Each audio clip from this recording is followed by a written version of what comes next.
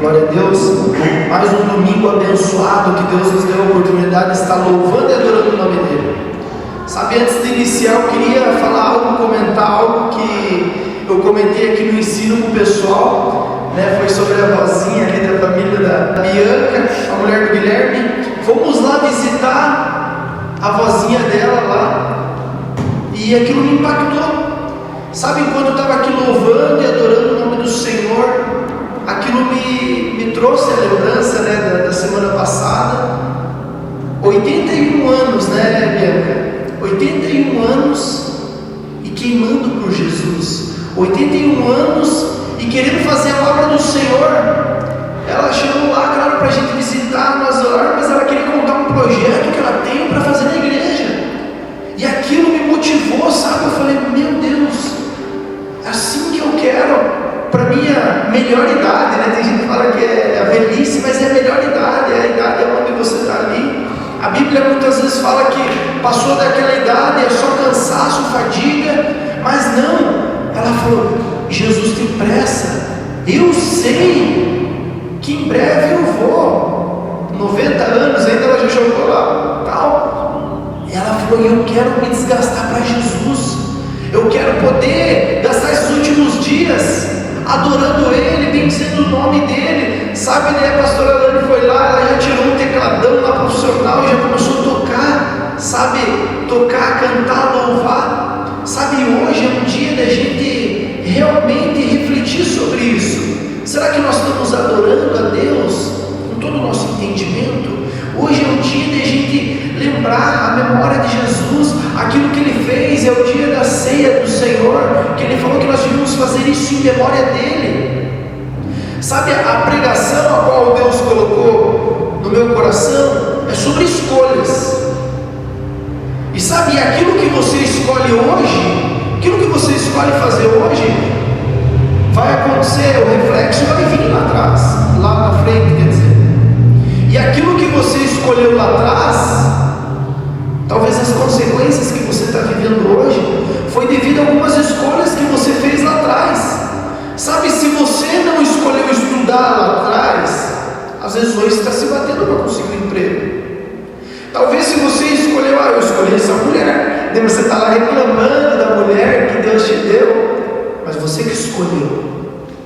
Então, as escolhas são muito importantes na nossa vida, e nós que temos que fazer. Deus nunca vai escolher por você, Ele te dá a opção da escolha.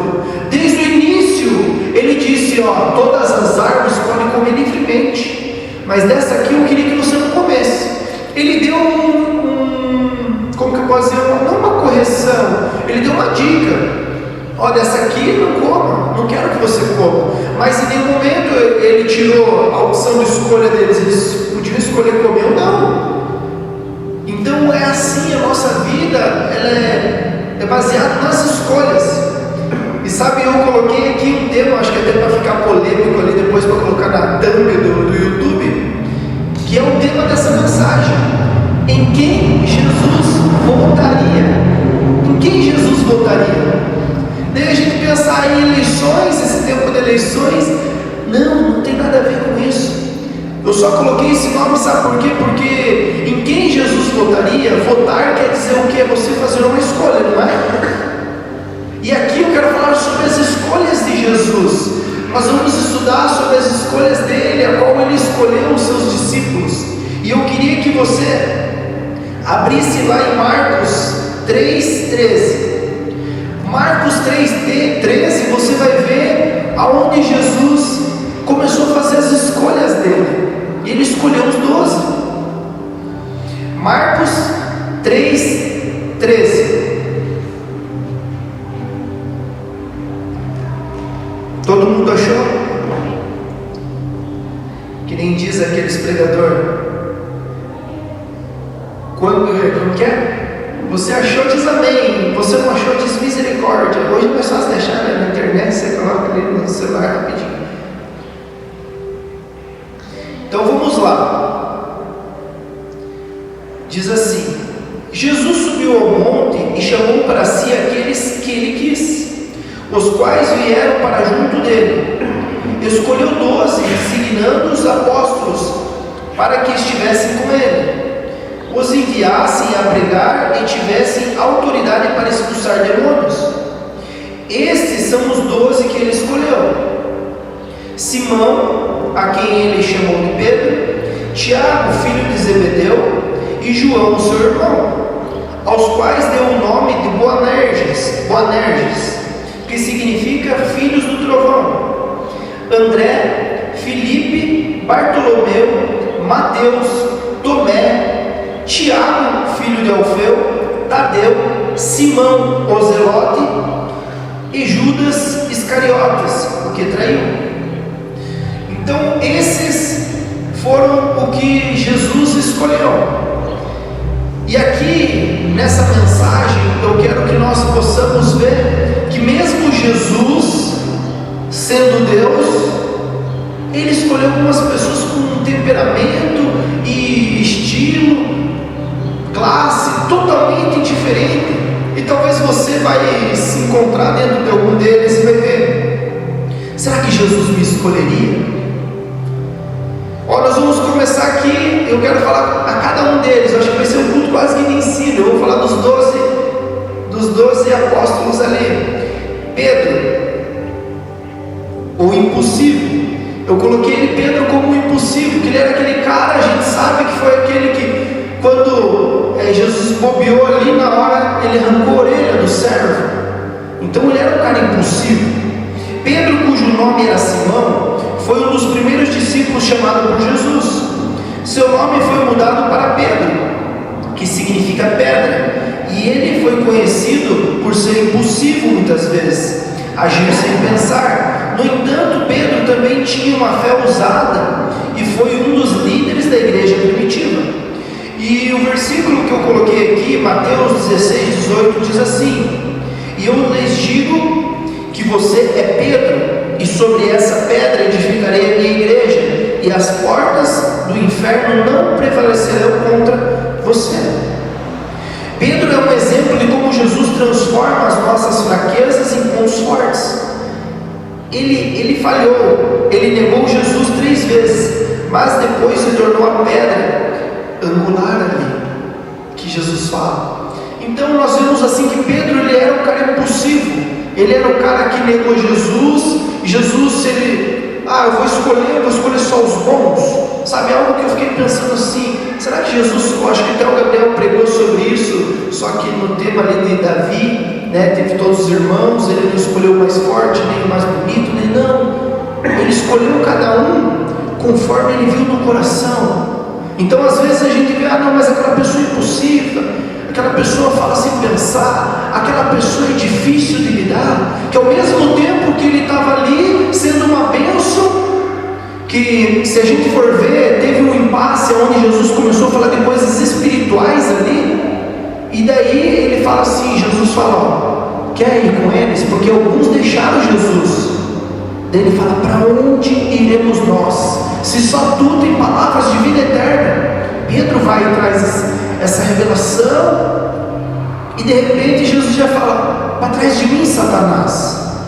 Então nós vemos que é uma pessoa que estava ali bem, e de repente já estava mal, mas Jesus mesmo assim escolheu ele. E às vezes você pode passar por algumas situações assim, que você está num pico de bênção, nossa, agora é oração, é jejum, é palavra, e de repente você entra numa fase que você não consegue, parece que sair da tua cama, que você está ali, você fala, não tem coragem de avançar, de dar um passo para frente. Mas saiba que Jesus te escolheu mesmo assim, sabendo que você era assim. O segredo é você estar cheio do Espírito Santo, você está sempre se renovando nesse ciclo, porque a vida é altos e baixos. A Bíblia nos ensina que teríamos dias maus, só que às vezes nós esquecemos, às vezes nós deixamos de lado e falamos, não, eu sou forte. Não, saiba que com Jesus a matemática dele é totalmente diferente. O primeiro é o último, sabe, com ele é totalmente diferente. E nós vemos que essa personalidade era de Pedro, e se você se enquadra nisso, saiba, Jesus te escolheu assim mesmo. O segundo aqui, Tiago e João, os dois, os filhos do trovão. Tiago e João eram irmãos, filhos de Zebedeu, e Jesus os os apelidou de Boanerges, que significa filhos do trovão. Eles tinham um temperamento forte. Em certa ocasião chegaram a pedir que Jesus enviasse fogo do céu para destruir a cidade dos samaritanos. Olha o que diz lá em Lucas 9, 54 e 55. Quando os discípulos Tiago e João viram isso, perguntaram: Senhor, queres que faça cair fogo do céu para destruí-los? Mas Jesus, voltando-se, os repreendeu. Então nós vemos que, apesar do temperamento, eles também eram apaixonados, dedicados a Jesus. João, inclusive, era conhecido como discípulo amado, e que mostra que Jesus valorizava a paixão, mas também ensinava o equilíbrio e a misericórdia. Então nós vemos que o mesmo cara que era considerado aquele do amor, aquele que reclinou, sobre Jesus, ele era considerado filho do trovão. Era um cara enérgico, sabe aquele cara tipo 880 que nem se fala? Eu sou 880. Então talvez eles eram assim. Tanto que ele queria que destruísse Samaria. Aconteceu uma certa ocasião: não quer que a gente olhe aqui e caia fogo do céu. Olha a ousadia também deles. Pessoas ousadas que realmente falam: não, a gente crê naquilo que a gente recebeu. A gente já viu coisas acontecendo lá atrás, os profetas atravessaram o Mar Vermelho e Jesus escolheu eles nessa situação. Mas Jesus estava falando o quê? Sobre ter um equilíbrio também. Nós precisamos aprender isso. Agora vamos para o André. André é o evangelista silencioso. André era o irmão de Pedro e quem foi o primeiro que trouxe Pedro até Jesus.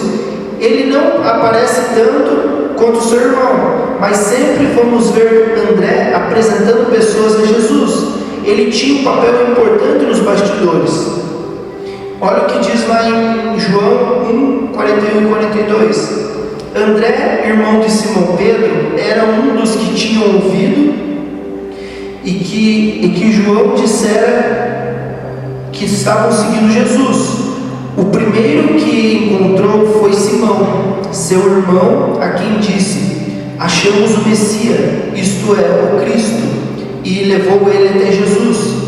Isso nos ensina sobre o poder de evangelizar em silêncio, sem buscar destaque, mas sendo fiel à missão e levar as pessoas a Jesus.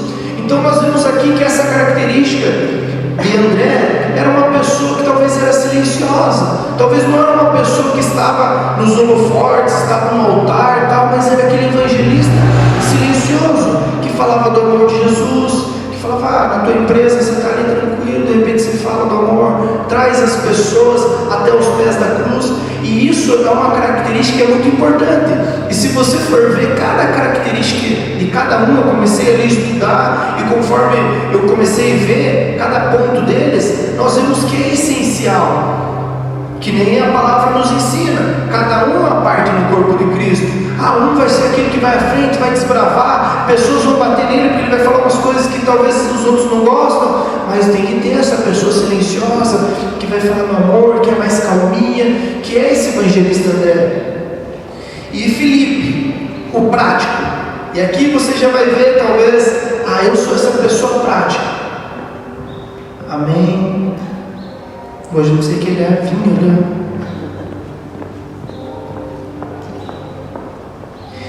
Filipe, o prático.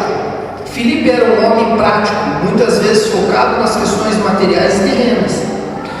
Em João 6, ele se preocupa com como alimentar a multidão. Aqui ele está falando da multiplicação dos pães, mostrando sua tendência de ver os desafios com os olhos humanos.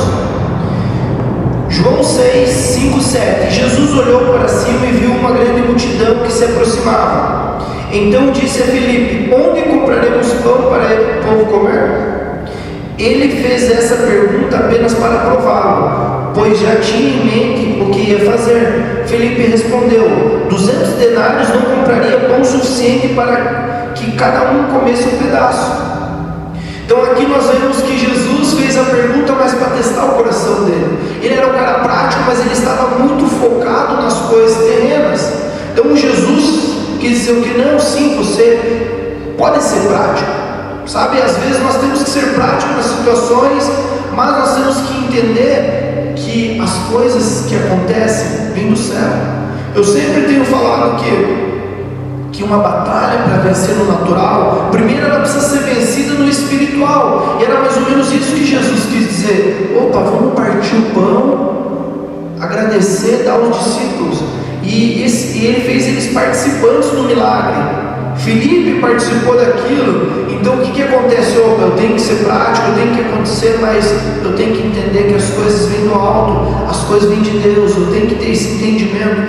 Então Jesus, ele era tão maravilhoso que eles tinham sua personalidade, cada um tinha o seu jeito, mas mesmo assim ele colocava eles no equilíbrio para que eles pudessem sempre estar com os olhos apontados nele. Filipe nos lembra que mesmo quando pensamos da maneira prática, Jesus nos convida a confiar no impossível e não limitar a nossa fé com as nossas limitações humanas. Agora aqui o quinto, Bartolomeu, o homem sem dolo. Bartolomeu, também conhecido como Natanael, foi elogiado por Jesus como um homem sem engano. Ele foi sincero desde o início e demonstrou a sua fé pura e genuína. Olha lá em João 1. Ao ver Natanael se aproximando, Jesus disse: aí está um verdadeiro israelita, em quem não há falsidade. Então imagine Jesus chegar e falar isso dele. Aí vem um israelita que não há falsidade, um cara sem dolo, um cara que realmente fala a verdade, que não é o tal do mentiroso. Jesus valoriza a transparência e a pureza do coração. Em um mundo cheio de falsidade, somos chamados a sermos sinceros, íntegros diante de Deus e dos homens.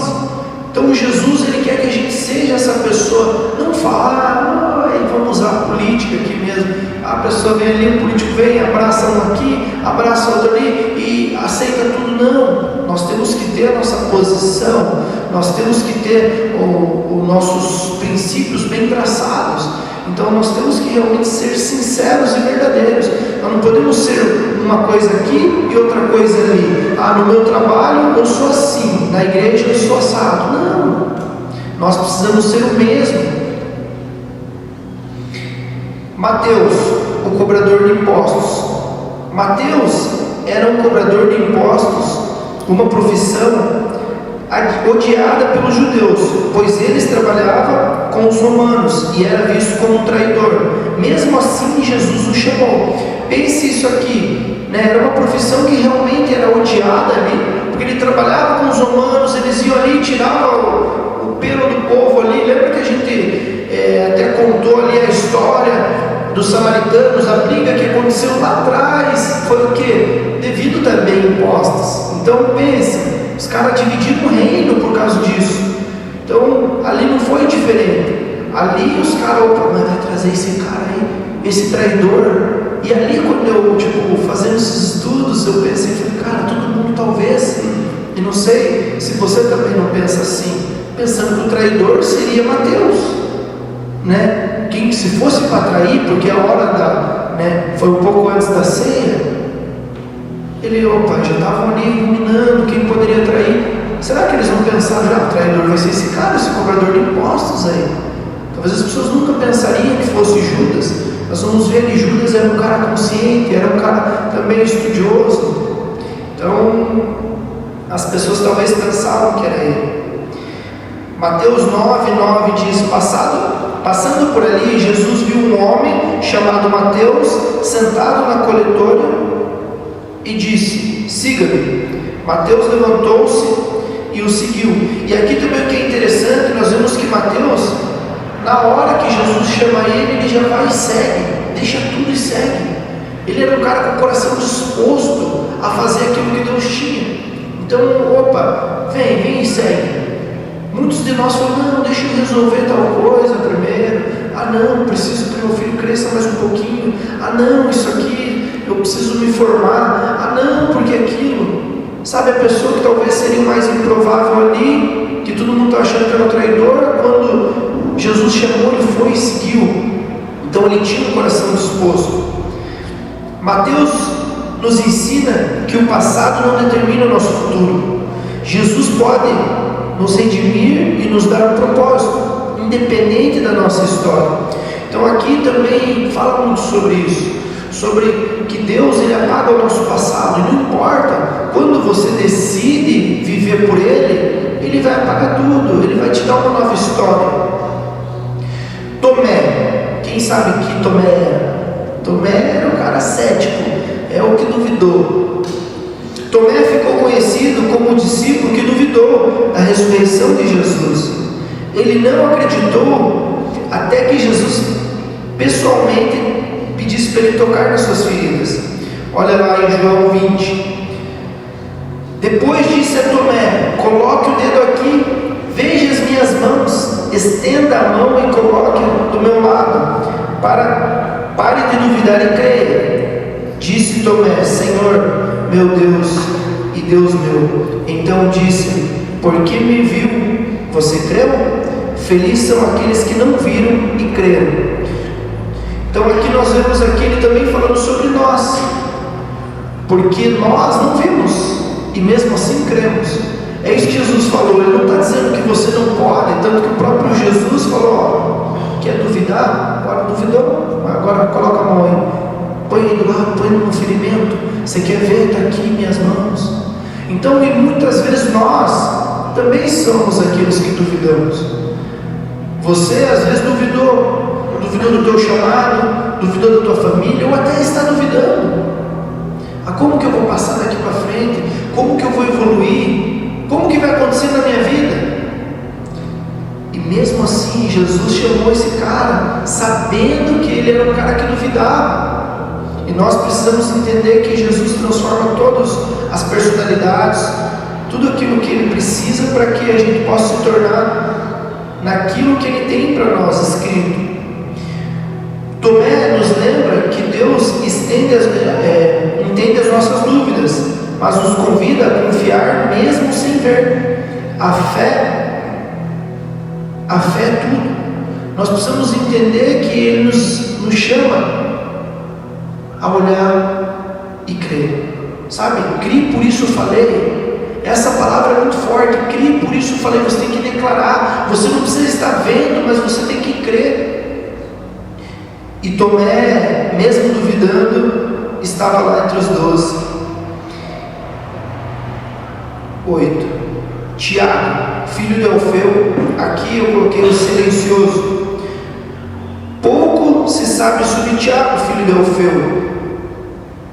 Ele é muitas vezes chamado Tiago, o menor, para ser distinguido de Tiago, filho de João. Sua presença discreta nos ensina que não precisamos ser conhecidos para sermos importantes no reino de Deus. Então aqui pouco é falado sobre esse Tiago, filho de Alfeu, e isso realmente nos fala que às vezes nós não precisamos ser extravagantes, mas às vezes mesmo assim Jesus chamou um que não se fala muito dele. Talvez ele fez muito, mas não se relatou. Mas para que a gente pudesse entender isso também, todo mundo é importante no reino de Deus, não passa muito despercebido. Sabe, você não escreve ninguém. Você fala: não, aquela pessoa não vai dar certo. Não abre nem a boca, não tem coragem nem de falar. Jesus chamou ela. Jesus morreu por ela. Tadeu, Judas, filho de Tiago, o intercessor. Tadeu, também conhecido como Judas, filho de Tiago, aparece muito pouco nos evangelhos, mas fez uma pergunta importante para Jesus durante a última ceia. Olha o que ele perguntou lá, João 14, 22. Disse então Judas, não o Iscariotes: Senhor, mas por que te revelarás a nós e não ao mundo? Jesus respondeu: se alguém me ama, obedecerá às minhas palavras. Meu Pai o amará, nós viremos até ele e faremos morada nele. Olha que revelação. Deus nos ensina sobre a importância de buscar mais intimidade com Jesus, ao invés de buscar um reconhecimento público. Então nós vemos aqui que ele faz essa pergunta e ele intercede: por que você não se revela ao mundo, não se revela a todos, e vai se revelar a nós? Daí Jesus vem e traz essa revelação ali, dizendo para ele. Mas nós vemos que ele era intercessor, ele estava querendo interceder para as pessoas, e a gente vê que isso é muito importante. Dentre as pessoas tem intercedendo, aquele que vai estar orando, aquele que vai estar clamando por vida de pessoas, porque intercessão é você clamar pela vida de outros.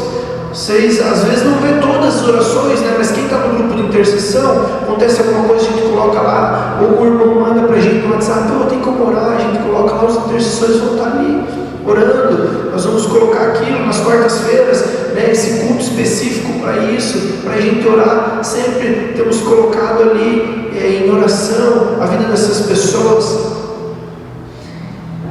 Simão, o Zelote, o revolucionário. Simão o Zelote fazia parte de um grupo político-religioso que defendia a revolução contra o domínio romano. No entanto, ele escolheu seguir Jesus, o que demonstrava uma mudança radical em seu propósito. Lucas 6,15, Simão, chamado o Zelote. Jesus nos chama a deixar os nossos planos humanos e seguir o propósito divino, mesmo que isso vá contra as paixões e as ambições pessoais. Aqui nós vemos que Simão Zelote era realmente, vamos dizer, o político da época.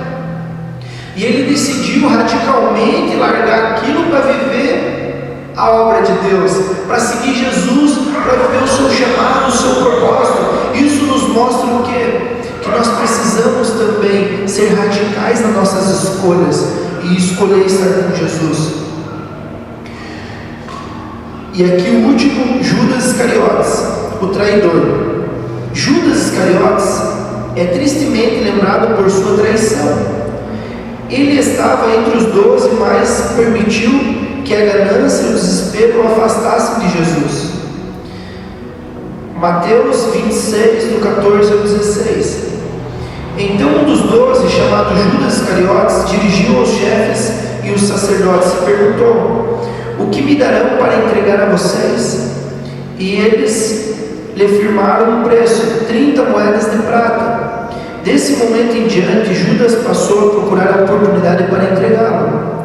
Judas nos lembra que estar perto de Jesus fisicamente não significa estar perto espiritualmente. A nossa caminhada com Cristo deve ser genuína, baseada no amor e na devoção, e não nos nossos próprios interesses egoístas.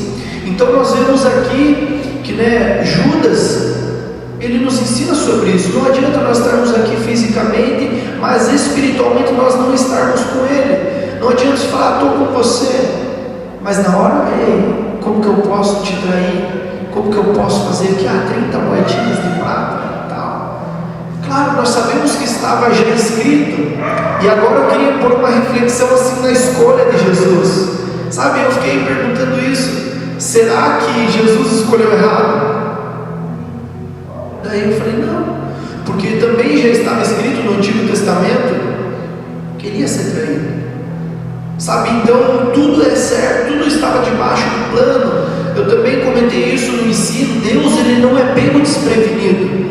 Sabe, Deus, ele não foi pego desprevenido. Adão e Eva caíram, e agora? O que eu vou fazer? E agora eu vou ter que criar um plano, vou ter que mandar meu filho para morrer lá. Não. Antes da fundação do mundo, o plano já estava pronto. Antes da fundação do mundo, ele já tinha imolado o cordeiro. Sabe, então Deus não é pego de surpresa. Sabe, às vezes você está falando, por que aconteceu isso? Sabe, Deus não foi pego de surpresa. E sabe outra coisa que nós temos que colocar na nossa cabeça? Para Deus, um dia como 1000 anos. Então às vezes para nós parece um sofrimento ali, mas Deus, o de repente de Deus, é uma virada de chave na tua vida, que você vai falar, uau, aconteceu isso. Só que nós temos que entender que assim como Jesus fez as suas escolhas, nós também temos que fazer as nossas escolhas todos os dias. Sabe, escolher estar na presença dele, é você que vai escolher, pela manhã eu vou ler a Bíblia ou não. Eu vou orar, não, vou orar de noite. Não importa a hora que você vai orar, não importa a hora que você vai ler a tua Bíblia, mas você vai ter que fazer escolha se você vai querer orar de manhã ou vai orar de noite. Você que vai ter que escolher, vou colocar meu piar nesse colégio aqui, não, vou colocar nesse aqui. Então tudo tem a ver com nós escolhermos. E às vezes nós fazemos escolhas que parecem erradas, mas ali como Jesus, eu trouxe o temperamento de vários ali, se a gente olhar assim, não, ele escolheu errado. Mas não, lembra que sobrecarregados, veio. E foi assim, ele escolheu e veio tudo errado. Os caras com os temperamentos ali, tem a sua parte forte, mas tinha a sua parte ruim. E ele andando junto, ele, ei Pedro, ó, isso aqui é bom para algumas coisas, mas você é muito severo, seja mais calmo e tal, ó, você está quietinho. E talvez o cara estava lá quietinho e achando que ele estava errado, porque é assim, às vezes uma pessoa até na época da escola, vamos voltar lá, não parecia que aquela pessoa que falava mais, aquela pessoa que lá na frente não tinha vergonha de falar, e eu falo assim aqui na frente, mas eu não era aquela pessoa que era bagunceiro, não tinha coragem de lá naqueles trabalhos lá na frente, sabe? E não parecia aquelas pessoas, parecia que era mais top, você fala, nossa, aquela pessoa vai lá na frente, não sei o quê, e aquele quietinho, mas às vezes aquele quietinho também é o que Deus quer. Então nós precisamos saber disso, saber que Deus, Ele nos escolhe, e nós precisamos escolher servir toda a humanidade. Nós precisamos escolher a servir a Jesus, servir o nosso chamado. Sabe, cada um de nós tem um propósito, cada um de nós tem uma missão aqui nessa terra. E nós precisamos escolher viver aquilo que Deus tem. Sabe, eu estava falando com uma cliente ontem pela manhã, e falando para ela falou, mas como é difícil. E ela não era cristã, não era evangélica. Ela falou, mas como é difícil entender qual é o nosso chamado. Porque eu falei, é uma geração de pessoas que às vezes tem tudo, mas não tem nada. A pessoa está com um trabalho bom, a pessoa tem uma família, mas está em depressão, está com crise de ansiedade, não consegue avançar. Daí eu falei, sabe por que está cheio de pessoas assim? Porque elas não estão vivendo o propósito a qual Deus chamou elas. Sabe, você vê pessoas assim, porque ela não tem alegria na vida. Eu estou lá cortando o cabelo, é desgastante, você está o dia inteiro. Hoje eu não estou mais na mesma pegada, mas é uma coisa que você acorda de manhã lá, os teus pés ficam assim, você está o dia inteiro, mão, daí, coisa repetitiva e tal, cortando. Só que o que acontece? No outro dia você vai, faz e não faz de novo. Só que quando você está dentro do teu propósito, cansa só o teu físico, porque você dorme, acorda, está tranquilo. Mas quando você está fora daquilo que Deus te chamou, pode ser uma bênção, mas você vai achar ruim. Sabe, eu trabalhei já em empresa metalúrgica, tinha uma época que eu não aguentava o cheiro das máquinas, sabe, eu falava, nossa, mais um dia de trabalho, sabe, então o que não era, eu não nasci para aquilo, eu nasci, eu sei que Deus me chamou para isso, para lidar com pessoas. Tem uma coisa que ela falou assim, mas como que você sabe? E uma das coisas é assim, você vê aquilo que você faz de melhor, bem provável que é aquilo que Deus te chamou. Um exemplo, eu estou ali cortando cabelo, beleza, eu tenho um dom manual, mas eu mesmo tenho um curso que eu provo qualquer um pode cortar cabelo. Vocês vão ver quando nós começarmos a fazer as ação social aí, se alguém de vocês quiser se aventurar, eu quero aprender a cortar cabelo. E um dia você vai aprender a cortar cabelo. O Henrique aprendeu comigo. Eu desenvolvi um método que qualquer um aprende a cortar cabelo em 24 horas. Fazendo merchan, gente. Mas o que acontece? Porque qualquer um aprende. Do mesmo jeito que eu aprendi a mexer no torno, como eu aprendo a mexer no celular, a gente aprende a mexer, por mais que eu ponha de botão ali, tem uma técnica para você aprender a mexer em tudo aquilo ali. Vocês não concordam comigo? Tem que ter um dom para mexer naquilo ali? Não. Mas existe um cara que tem um dom que nasceu daquilo ali, que ele tem um ouvido daquilo ali, entendeu? Que ele vai gostar daquilo ali. Ele não vai ser um peso para ele, ele vai vir aqui na igreja, vai ser um prazer. Mas para nós que não é, meu Deus, mais uma escala, entendeu? Então é isso que nós temos que entender, porque nós temos que colocar pessoas certas nos lugares certos para que ela não sinta o peso. Então foi isso que eu falei para ela. Eu falei, se eu trabalhasse com vendas, se fosse vendedor, eu também se daria bem, porque eu ia estar lidando com pessoas. Eu acredito que Deus me chamou para lidar com pessoas. Está ali, quando eu estou lhe cortando o cabelo, de repente eu falo com a pessoa, se a pessoa da abertura, eu posso fazer uma oração. Vendendo, sei lá, estou vendedor de carro, fala do carro, fala não sei do que. Eu vou estar lidando com pessoas. Se eu estiver lidando com pessoas, eu vou estar dentro do meu propósito. Eu acredito que aquilo ali vai me satisfazer e eu vou estar lidando com aquilo que Deus me chamou. Então a gente precisa entender que Deus nos chamou para a gente servir a humanidade, servir as pessoas com aquilo que Ele nos deu como talento. Sabe, eu quero montar uma pregação só sobre talento. Talvez você chore nesse dia e você fale, meu Deus, eu vou ter que fazer alguma coisa. Só que Deus já falou que a nossa igreja, ela é como um bebê. Eu estava desesperado, eu tenho muita técnica de marketing, E sabe por que você fica ansioso? Meu Deus, Deus vai avançar isso. E Deus falou, calma, que a nossa igreja é como um bebê. Tem que ensinar desde os princípios elementares, o fundamento da fé, e daí vai começar a gatinhar, vai começar a andar, sabe? Então, nós precisamos estar atentos também à voz de Deus, para que a gente também não atropele as coisas e faça totalmente contrário àquilo que Deus tem. Então, nós precisamos servir, mas nós precisamos saber também qual é o momento, como que nós vamos avançar. Mateus 20, 28 diz assim: assim como o Filho do Homem, que não veio para ser servido, mas para servir, nós precisamos dar a nossa vida e resgate a muitos. Então, Jesus, o Mestre, Ele não veio para ser servido, Ele veio para servir. Ele se esvaziou de si mesmo. Imagine ele sendo Deus, ele falou: eu não quero usurpar, ser igual a Deus, eu não quero me comparar à glória, mesmo sendo glória do Pai, eu vou me esvaziar, eu vou se tornar homem, eu vou passar por tudo. Diz que ele foi tentado em todas as coisas, mas não pecou. Então nós precisamos entender que se ele veio, imagine, no momento lá da ceia, ele pegar e lavar o pé daqueles marmanjos.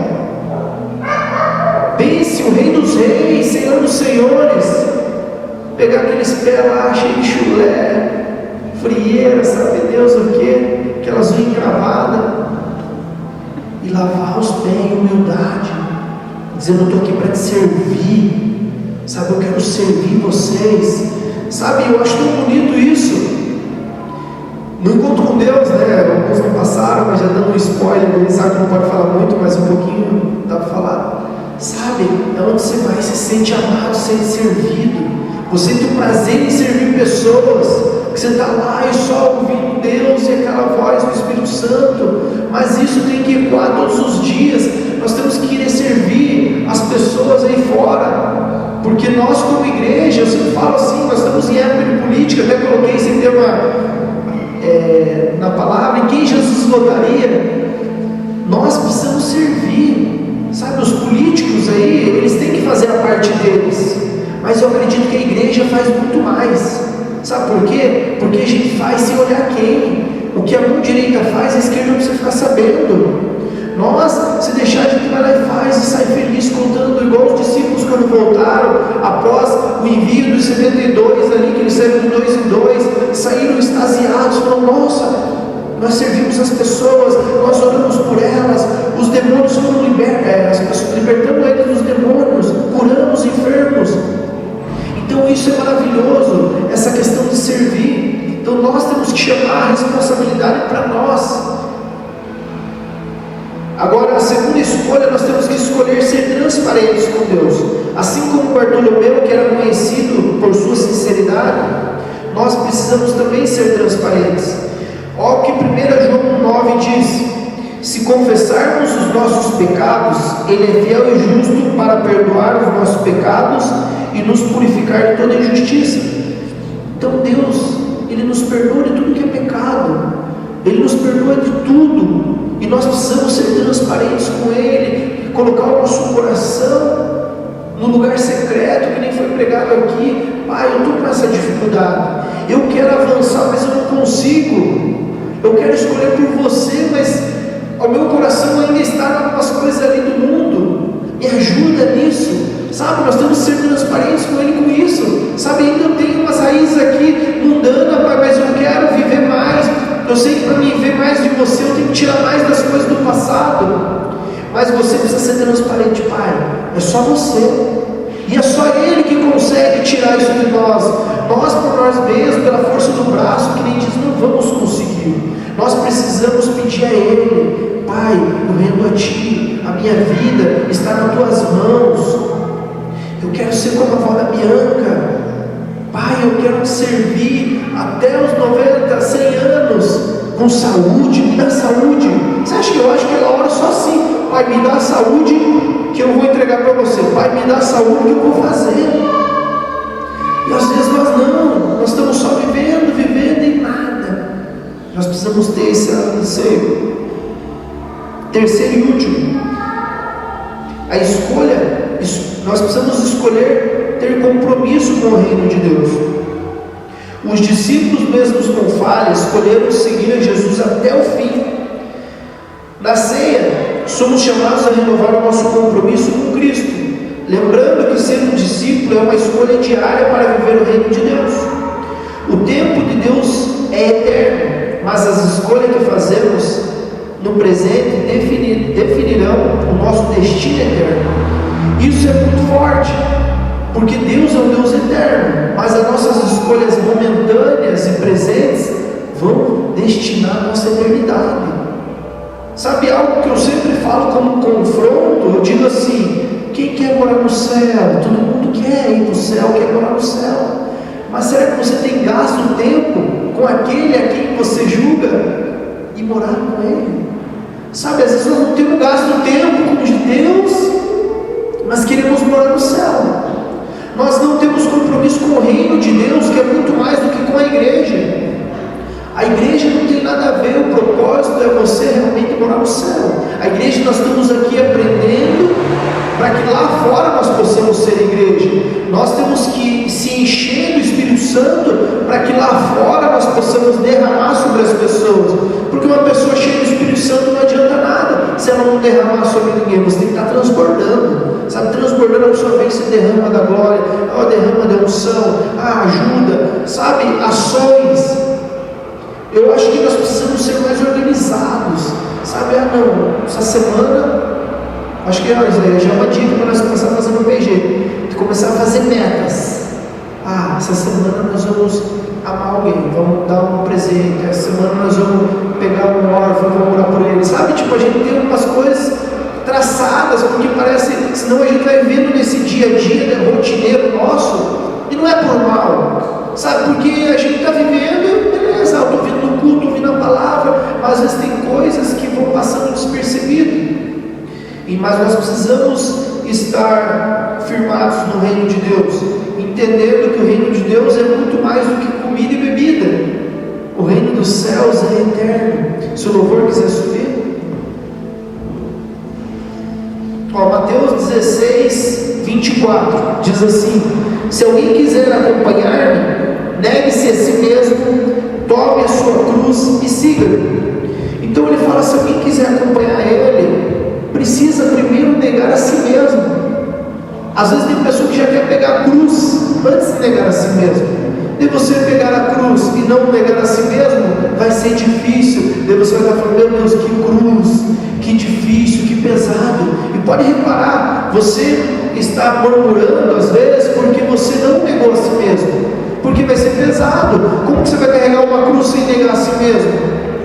Então você precisa negar a si mesmo, tomar a sua cruz e seguir a Jesus. Amém? Se coloque em pé.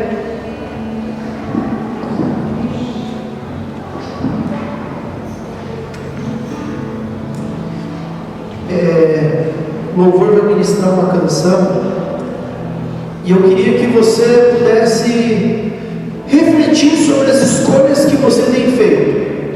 Quais são as escolhas que você tem feito baseado naquilo que a gente viu que Jesus aqui, nós estudamos aqui e vemos todos os discípulos. Jesus escolheu pessoas totalmente distintas e diferentes, e mesmo assim Ele usou cada um deles. Mesmo assim o Evangelho chegou até mim e você. Sabe, aquelas pessoas que eram erradas, aquelas pessoas que tinham alguns hábitos que não eram tão legais, e mesmo assim o Evangelho chegou até nós. Eu acredito que daqui para frente as nossas escolhas têm que ser assertivas, para que o Evangelho vá para a próxima geração. Sabe, nós temos que ser como aqueles atletas que faz lá a troca do bastão, sabe? Que ele corre lá, de repente pega o bastão e continua correndo. É nós temos que ser os jornalistas dessa geração. Nós precisamos preparar o caminho